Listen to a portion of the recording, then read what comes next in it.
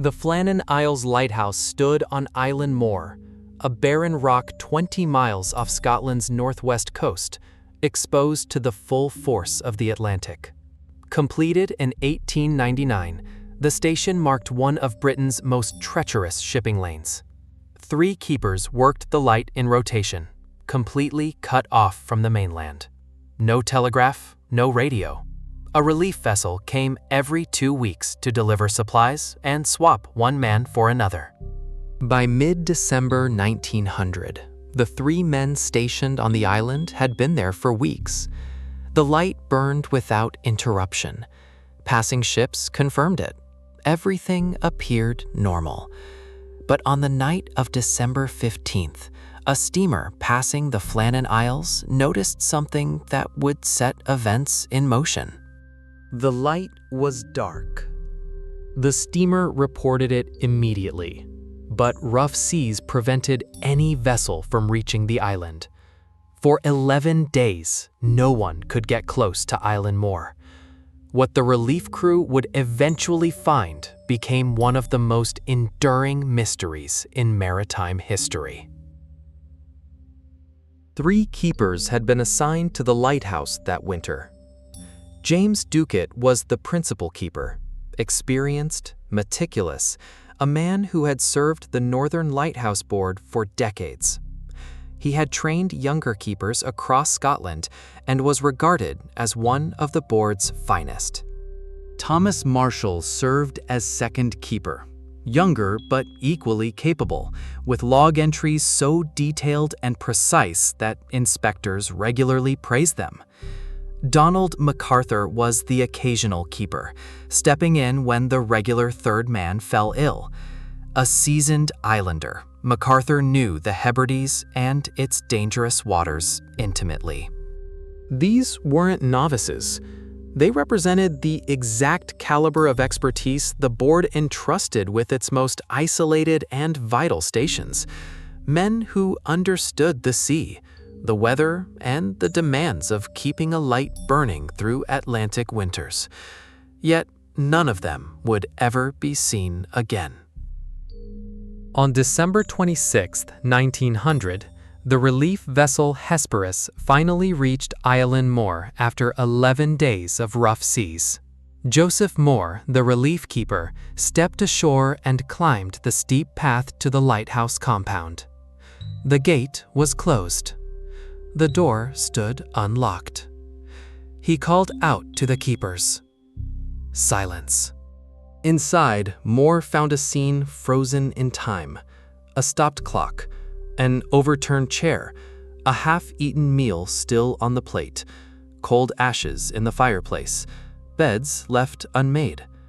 Yet the lamp room upstairs was pristine, cleaned, maintained, and ready to operate. It simply hadn't been lit in 11 days. Moore searched every structure on the island, the outbuildings, storage rooms, fuel stores, and the paths to the landing platforms.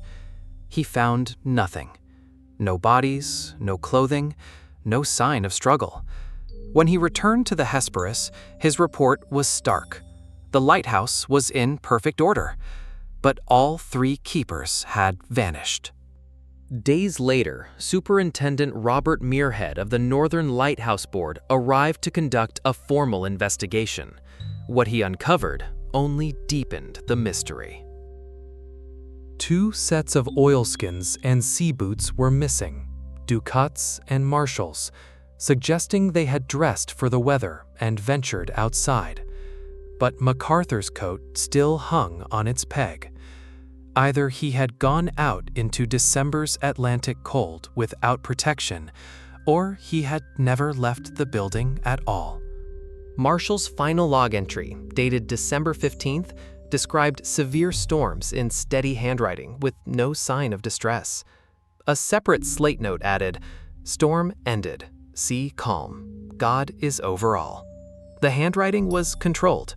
Whatever happened came after that entry. But the physical evidence outside told a far more violent story. The west landing platform, 70 feet above sea level, bore the marks of catastrophic force. Iron railings twisted and bent, a ton-weight stone block displaced from its foundation, a life buoy torn from its mountings, concrete ripped away from the platform edge. The east landing, sheltered from the open Atlantic, remained completely undamaged, a potential escape route the men never took. Whatever struck the west platform had been immense. But why didn't the keepers flee toward the undamaged side? Muirhead examined every square foot of the 17-acre island. There was nowhere for 3 grown men to hide, and no place a body could go undiscovered. The island was simply too small. Yet the keepers were gone, and nothing, no remains, no equipment, no clothing, ever washed ashore. The official explanation proposed that a rogue wave had swept all 3 keepers from the west landing while they secured storm-damaged equipment. Ducat and Marshall went out first. MacArthur, seeing them in trouble, rushed to help without stopping for his coat. One wave took all 3. But that theory required something extraordinary. A wave reaching 70 feet high with enough force to twist iron railings and displace a stone block weighing over a ton, yet somehow catching all 3 experienced keepers at once without leaving any trace of their bodies. Other explanations surfaced over the years: a waterspout, a tidal surge channeled through the cliffs, even violence between the keepers driven to breaking by isolation. The overturned chair and half-eaten meals suggested sudden chaos rather than an orderly emergency response. Yet, each theory solved one problem while creating another. If a wave took them, why did MacArthur leave without his coat? If it was violence, where were the bodies? No remains were ever recovered. The deep, cold waters around Island Moor were more than capable of swallowing every trace. The board reinforced the landing platforms and installed a telegraph cable to prevent future isolation, but none of those measures could answer what had already happened. 3 experienced keepers vanished from a locked compound on a remote island in winter. One left without his coat. A meal sat half-eaten. The clock had stopped. The light they were meant to tend went dark for 11 days before anyone could reach them. The Flannan Isles Lighthouse operates automatically now. Its beam sweeps the Atlantic every 30 seconds, across empty water and the rocks where those 3 men were last seen alive. 3 men vanished from a locked compound on a 17-acre rock, leaving behind a stopped clock and a half-eaten meal. 9 years later, a different kind of disappearance, not from isolation, but from the open ocean itself. The man who vanished next had already proven he could survive anything the sea could throw at him. He had sailed alone around the entire world. Between 1895 and 1898, Joshua Slocum had done what no sailor in history had accomplished. He sailed alone around the world in a 36-foot sloop called the Spray, covering 46,000 miles, with nothing but a $1 tin clock and dead reckoning to guide him. When he returned to Newport in 1898, Slocum became a celebrity overnight. His best-selling book earned invitations from prestigious institutions across the country, and Theodore Roosevelt himself welcomed him at the White House. He had proven that one person could accomplish what the entire maritime world had considered impossible. He navigated the Strait of Magellan alone, a passage that had destroyed larger ships with full crews. He weathered hurricanes in the South Pacific and crossed the Indian Ocean without incident. When Fuegian pirates tried to board the Spray at night, Slocum scattered carpet tacks across his deck and listened as they retreated screaming. His journey took 3 years and 2 months. He sailed alone for every mile of it, through waters that had claimed entire fleets. When he stepped back onto American soil, he was 60 years old and had become a living legend. The Spray itself was a testament to his skill. He had salvaged it from a rotting hull someone gave him as a joke, rebuilt it plank by plank in a Massachusetts field, and sailed it across every ocean on Earth. He knew that vessel better than anyone alive knew anything. By 1909, that triumph had hollowed out. At 65, Slocum was broke, his marriage to Henrietta deteriorating under the weight of endless voyages. An arrest the previous year, charges quietly dropped, had tarnished his reputation in ways that lingered. The speaking invitations dried up.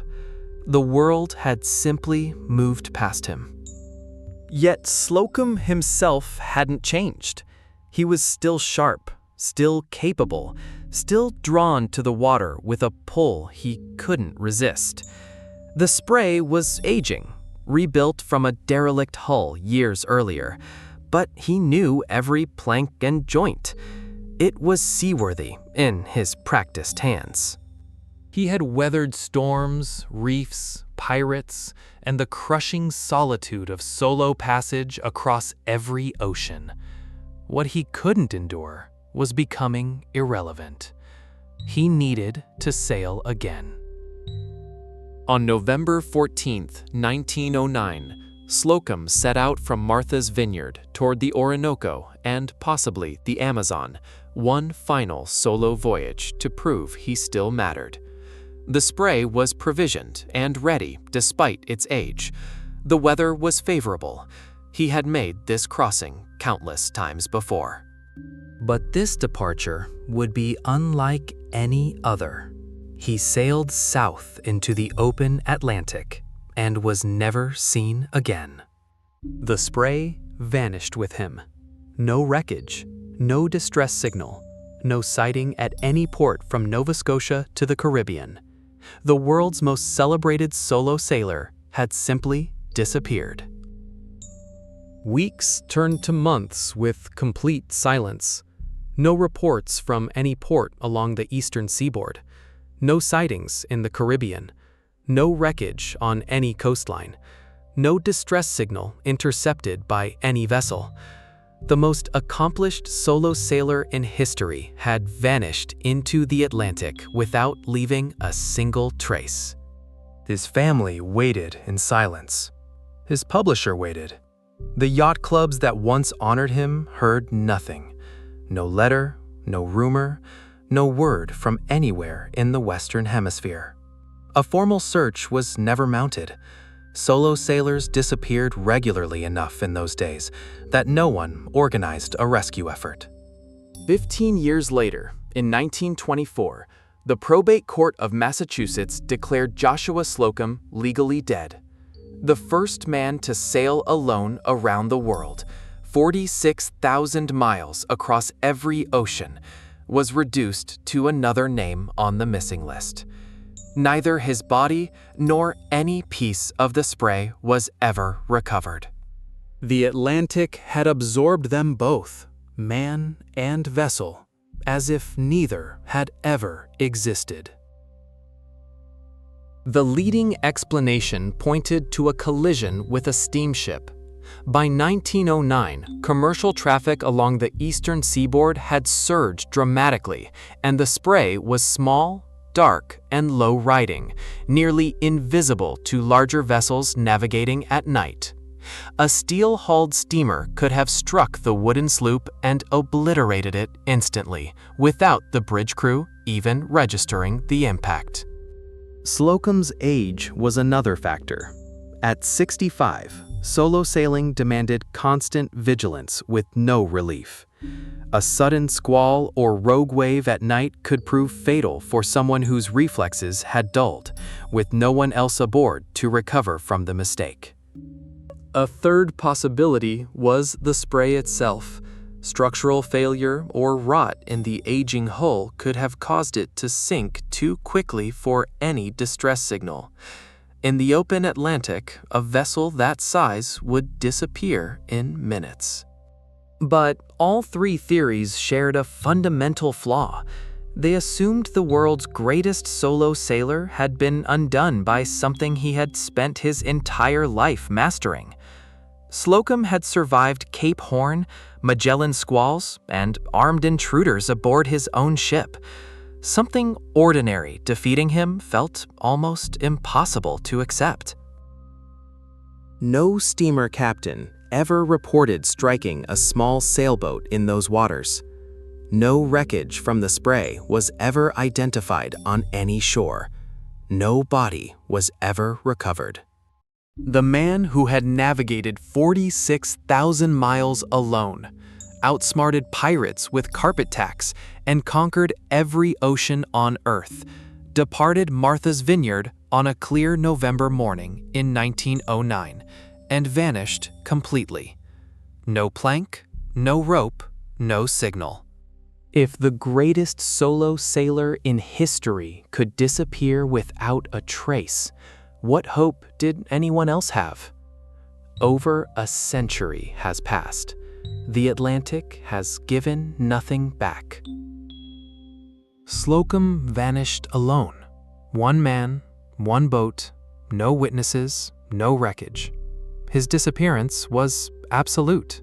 But sometimes the ocean takes people in plain sight, with hundreds watching, and still leaves questions no one can answer. The next disaster would kill nearly 1,200 people in 18 minutes, witnessed by survivors and documented by the attacker himself. Yet more than a century later, no one can fully explain what happened. The RMS Lusitania was one of the world's largest and fastest ocean liners, nearly 800 feet long, powered by 4 massive steam turbines, and holder of the Blue Ribbon speed record since 1907. She had completed over 200 Atlantic crossings for the Cunard Line by 1915. Cunard marketed her as fast enough to outrun any submarine, a reassurance meant to calm wartime passengers. But by May 1915, the world had changed. German U-boats were hunting in the shipping lanes near the British Isles, sinking merchant vessels without warning. On the morning the Lusitania was set to depart New York, the Imperial German Embassy published a stark notice in American newspapers, placed directly beside Cunard's own advertisement, warning that travelers entered the war zone at their own risk. Despite the warning, nearly 2,000 passengers and crew boarded anyway. Among them were some of America's most prominent citizens. The Lusitania had crossed this route hundreds of times before. This voyage would be its last. Captain William Thomas Turner commanded the Lusitania, a seasoned Cunard veteran with 4 decades at sea who understood the submarine threat intimately. He knew the Admiralty's standing orders: zigzag through dangerous waters, maintain maximum speed, avoid headlands where U-boats congregated. Yet he wouldn't follow all of them, a decision that would fuel debate for generations. Among the passengers were Alfred Vanderbilt, one of America's wealthiest men, and Charles Frohman, Broadway's most influential theater producer. Theodate Pope, an architect and spiritualist, would survive and later describe the torpedo strike as barely more than a whisper beneath her feet. The Lusitania departed New York on May 1st with nearly 2,000 aboard. Cunard was running only 3 of 4 boiler rooms to conserve coal, limiting her top speed to 21 knots instead of her full 25. The first 5 days of the crossing proved uneventful, calm seas and steady progress toward the Irish coast. As the ship neared the Irish coast, Turner received wireless warnings of U-boat activity. 2 vessels had already been sunk nearby. He slowed when fog appeared, dropping to 15 knots, and took a navigational fix off the old head of Kinsale that required holding a straight, predictable course. He did not zigzag. At 2:10 on the afternoon of May 7, 1915, Kapitänleutnant Walter Schwieger of U-20 spotted the Lusitania through his periscope 11 miles off Kinsale and fired a single torpedo from 700 meters. It struck below the bridge with a sharp jolt. But then a second, far more violent explosion erupted from deep within the ship, sending debris and steam skyward and causing her to list sharply to starboard. The list became so severe within minutes that the port-side lifeboats swung inward against the hull and couldn't be launched. Crew members struggled to manage the chaos as the massive liner descended into the water stern first. The Lusitania sank in 18 minutes. Nearly 1,200 people perished, including 128 Americans. Schwieger had fired 1 torpedo, but 2 explosions had torn the ship apart. What caused that second blast? Schwieger himself documented the puzzle in his war diary.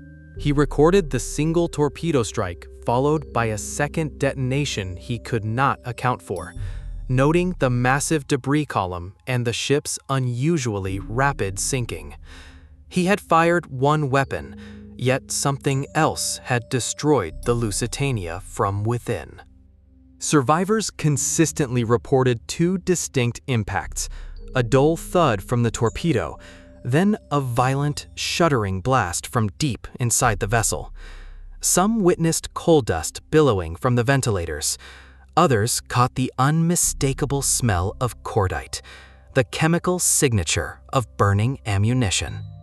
The cargo manifest revealed something troubling. The Lusitania had been carrying 46 tons of aluminum powder, 18 cases of fuses, and 4.2 million rounds of rifle ammunition, all officially classified as non-explosive in bulk. The British government insisted these could not have caused the second explosion, yet they sealed the manifest for decades. 3 competing theories emerged over the following century. The first pointed to a ruptured steam line triggering a catastrophic boiler explosion, something engineers considered entirely plausible given the torpedo's impact point.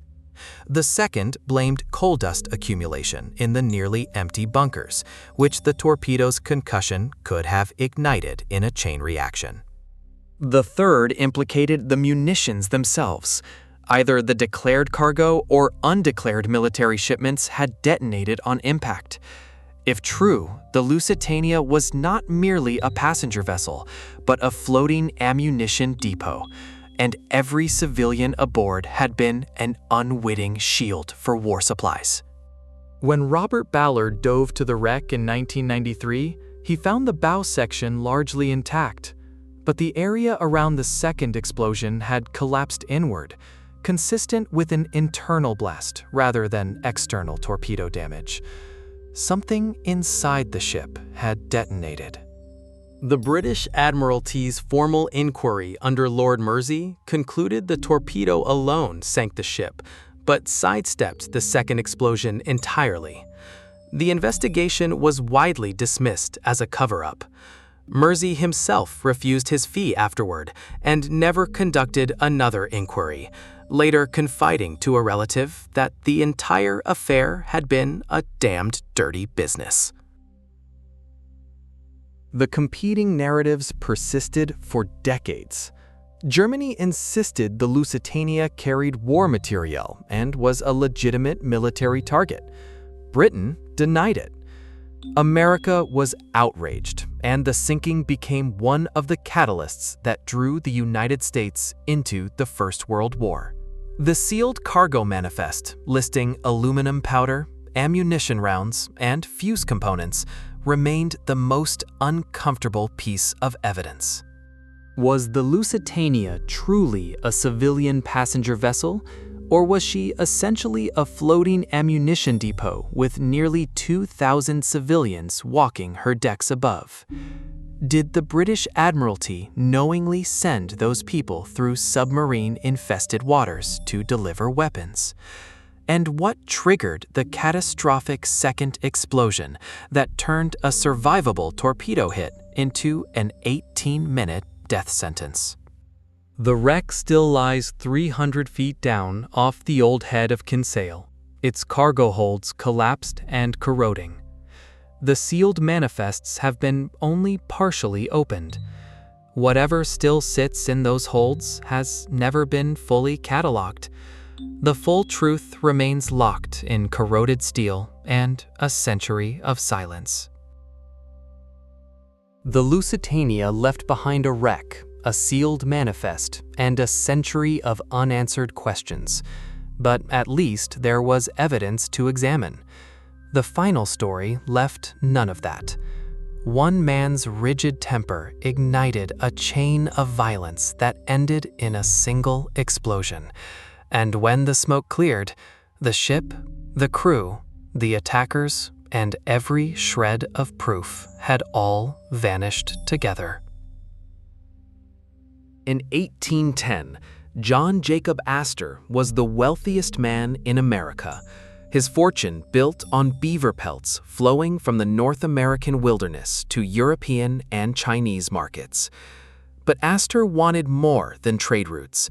He envisioned a permanent outpost at the mouth of the Columbia River on the Pacific coast, giving him control over the entire fur trade from the Rockies to Canton.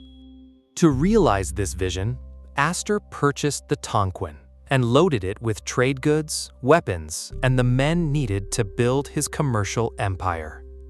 The ship would sail around Cape Horn and up the Pacific coast to establish what would become Astoria, America's first permanent settlement on the northwest coast. The Tonquin was well armed, but built for trade.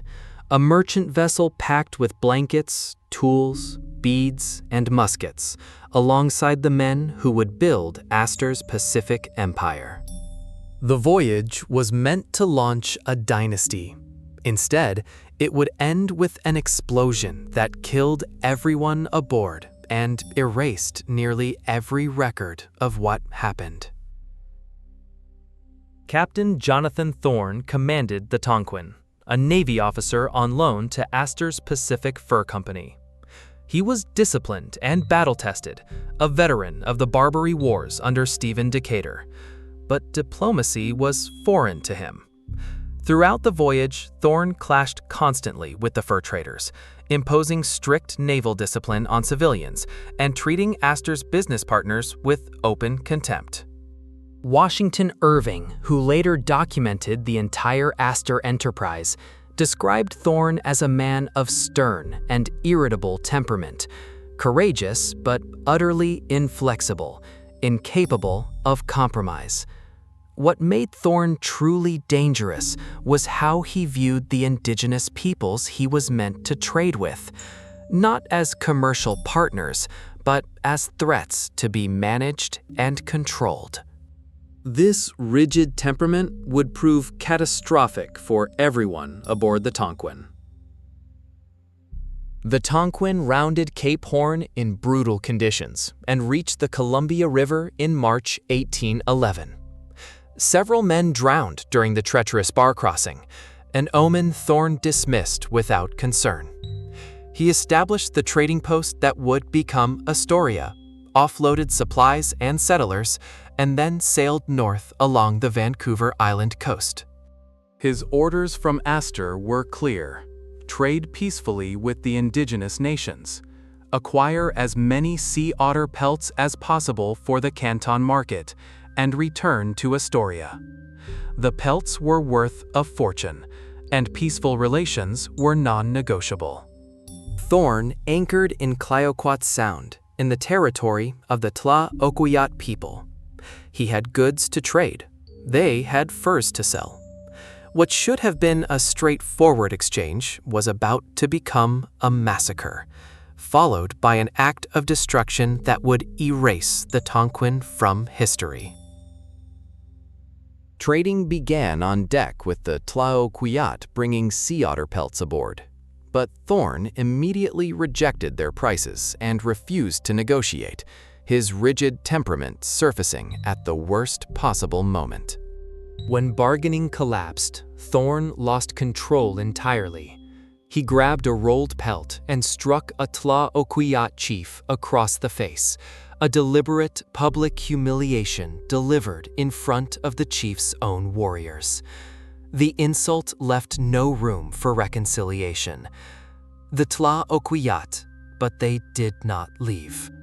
At dawn, a much larger group returned to the ship, ostensibly to resume trading. Thorn's crew pleaded with him not to allow so many warriors aboard at once, but he dismissed their warnings. As dozens climbed onto the deck, concealed weapons suddenly appeared. The attack erupted with brutal speed. Thorn and most of his men were dead within minutes. Only James Lewis, the ship's clerk, survived the initial assault, though gravely wounded. He managed to reach the powder magazine below deck and waited until enough warriors had crowded into the hold to plunder the cargo. Then he ignited the explosives. The blast destroyed the Tonquin completely. The ship, its cargo, the remaining crew, and an unknown number of attackers consumed in a single catastrophic explosion.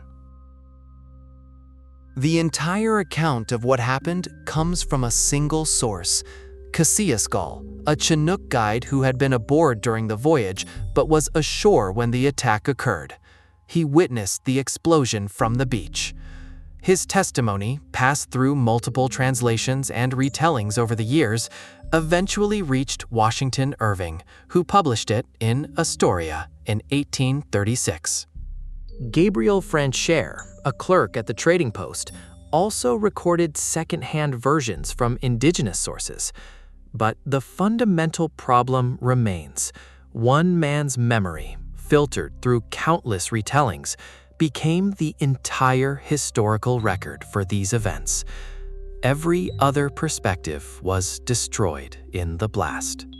The Tonquin's crew, its captain, the attackers, and every piece of physical evidence vanished in a single column of fire. What remains is one witness account and the silence that followed. The questions that haunt this story have no answers. Did Thorn deliberately provoke the attack, or was he simply incapable of restraint? Was the explosion Lewis's independent decision, or did the surviving crew choose it together? How many warriors died in the blast? The Tonquin itself was never recovered. No wreckage has surfaced from Clyoquot Sound despite searches, likely scattered beyond recognition by the explosion or buried under centuries of sediment. Astor lost his ship, his cargo, and his crew. Yet Astoria survived and secured America's first permanent foothold on the Pacific Northwest coast. The trading post endured while the ship that built it vanished from history.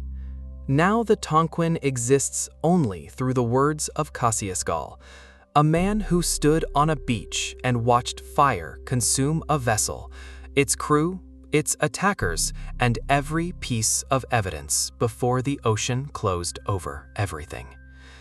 Without wreckage to examine, without cargo manifests to dispute, all that remains is a single witness account, told and retold across languages and generations, then published decades later by someone who never visited the site.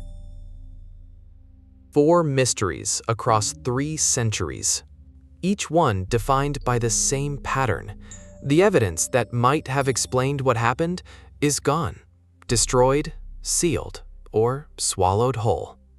On Island Moor, 3 keepers vanished from a locked compound, leaving behind an overturned chair, a half-eaten meal, and a coat still hanging on its peg. No bodies were ever found. The lighthouse beam went dark for 11 days before anyone could reach the island, and over a century later, the rocks still offer nothing. Joshua Slocum, the first man to sail alone around the world, departed Martha's Vineyard on a clear November morning in 1909 and was never seen again. 46,000 miles of proven seamanship, and not a single plank of the spray was ever recovered. The Lusitania sank in 18 minutes after 1 torpedo and an unexplained second explosion, taking nearly 1,200 people down with her. The British government sealed the cargo manifest for decades. The inquiry judge called the whole affair a damned dirty business and took whatever he meant to it to his grave. And the Tonquin, blown apart by its own crew to prevent capture, consuming the ship, the cargo, the attackers, and every shred of physical evidence in a single blast. All that survived was one man's account, delivered from a beach, filtered through translations, and written down 25 years later by someone who was never there. 4 cases, 4 sets of missing answers. The lighthouse beam still sweeps. The wreck still corrodes. The Atlantic still keeps what it took. And in Clyacote Sound, the water closed over the evidence and has never opened again.